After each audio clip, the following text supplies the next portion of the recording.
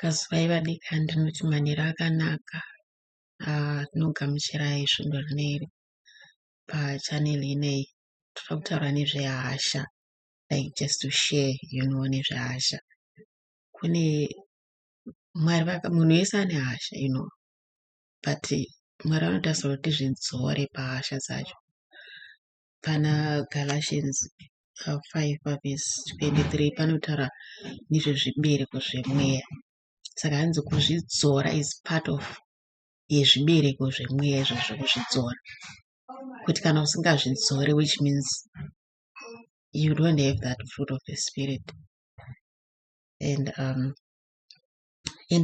kazhinji hasha kwadzinobva dzine chitori nemarules adzo, kuti pane zviri kuseri kwehasha sometimes, kuti munhu anorova mukadzi zvekuti munotoshaura kuti achamuuraya nhasi, but anozongoponeswawo nenyasha dzaMwari nekuda kwehasha.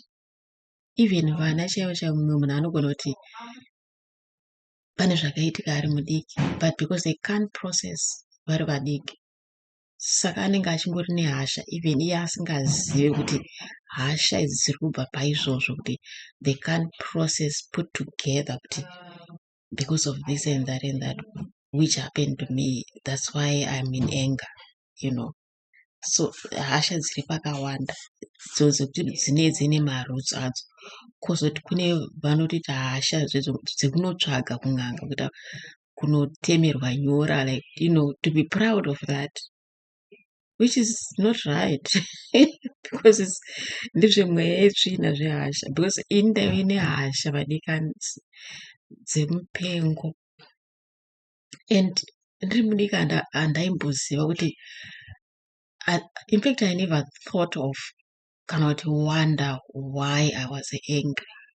I was just this angry child carrying anger. Ndakatoti zvinoda mukadzi mukuru pamboona Mwari, ndopandakazofunga kuti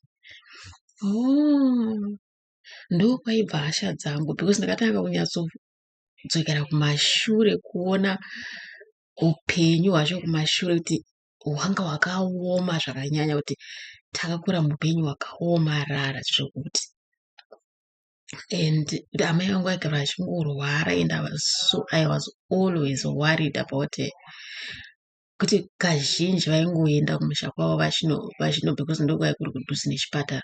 Saka pese pavaikuda kuenda ndaisara ndichingotya kuti kokazodzoka a bad report. What if unoziva kuti mwana mudiki unenge uchingoimagina zvakawanda. It was so scary. And even the situation, the conditions atakararama was just so difficult. Saka ipapo panguva iyo uri mudiki waumbozviziva kuti unenge uchicollecta all this fear zvosangana nehasha, because you don't know how to process, and you don't even know who to be angry with. You find yourself kuti une hasha, but une hasha kunani. And ndinganyepo kuti ndee ndine hasha naMwari, because panguva iyo I didn't know kuti maybe dai Mwari varapa amai vangu, dai Mwari vazoti. I had no idea of God or who is God or what God can do. Ndaisangana idea nazvo. I just could not process hasha idzodzo, but dzaivapo. Ende hasha dzakaipira kuti unotizwa neshamwari, kuti vanenge vachingokuona wakamanga maserious all the time. Unenge une shamwari shoma shoma, because unenge uchityisa. Vanikaisa muti akasviba kudhara, ganda racho apa ubva kuti kutundumara kumeso. Hamene zvakatooma vadikani, ndiri mudiki. Saka hasha chinhu chakaoma. Saka kana une hasha, tarisa kumashure kwawakabva. Pane mumwe, in fact Joyce Meyer aitaura nezuro, like she was just talking about hasha dzaanga anadzo ari mudiki, because iye aiti at least she knew where to direct her anger, because aiti anga aine hasha namai vake, because vaisiya baba vavo here vachiva abuse and she couldn't do anything nezvazvo. Saka akakura aine hasha, but then haana kuziya kwekunangisa hasha dzedzi. She was just angry with everybody kuti zvaakuinvolva munhu wese. Ende ndo zvinoita hasha mupfungenyu kuti hauchashatirirwa zvakukonzeresa hasha. Munhu wese wakumutsamwira, wakumushatirwa, like kunyange munhu asina mhosva unenge uchikotoridza tsamwa zvisina maturo. Ndogara ndichingosekesa shamwari dzangu kuti ndakutozoti ndamukadzi mukuru apa kuti I remember like ndaiti murodhi zvezvi munhu akapfuura achindismaila ndobva ndaridza tsamwa kuti saka vari kusekerera chiipapo.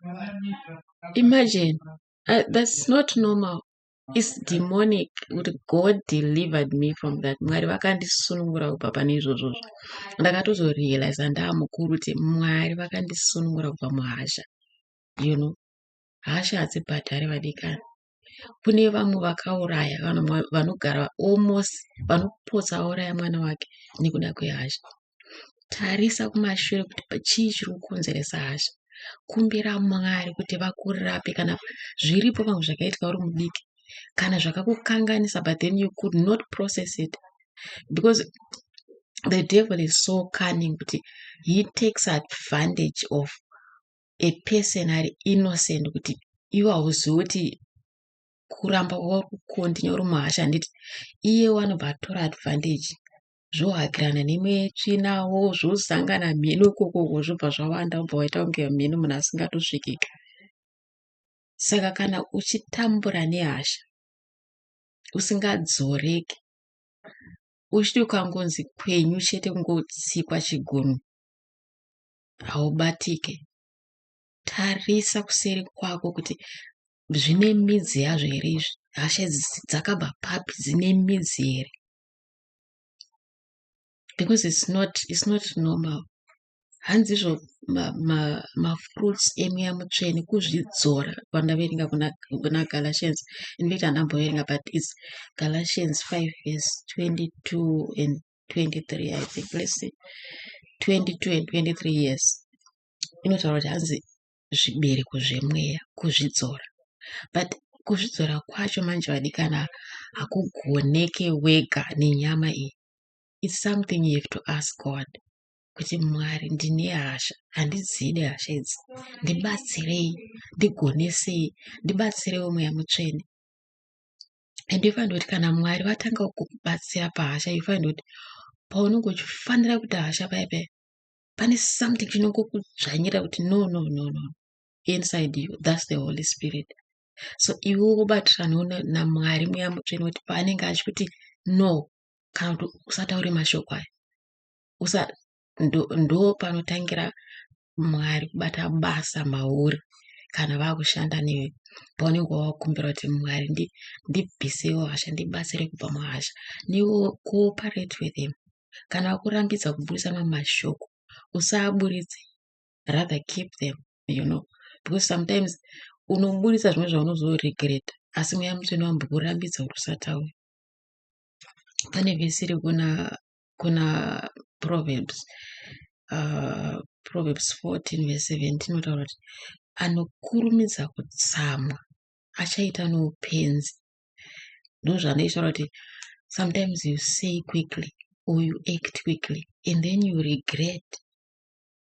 Kuti unotozoti wati bengeni pamwe wamujeri chaimo, wati kubva makore mazhinji mujeri, kutanga kuzvibvunza kuti ko ndakanga ndabatwa nei, ndakazvifambisa sei paya, ndakatouraya munhu kaini, ndakatokuvadza munhu kaini, zvakawanda.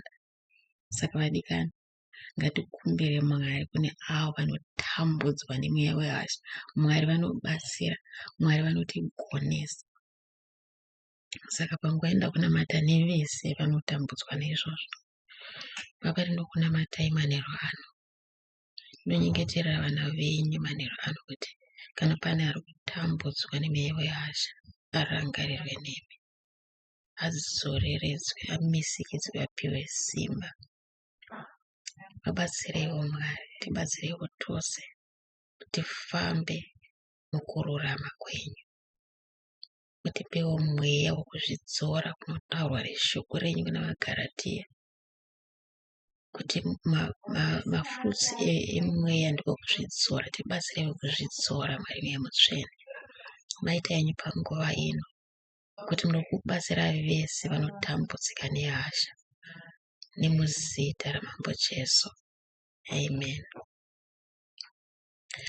Maita basa vadikani, saka wazvinzwira kana uchitambura nehasha, mhanya kuna Jesu.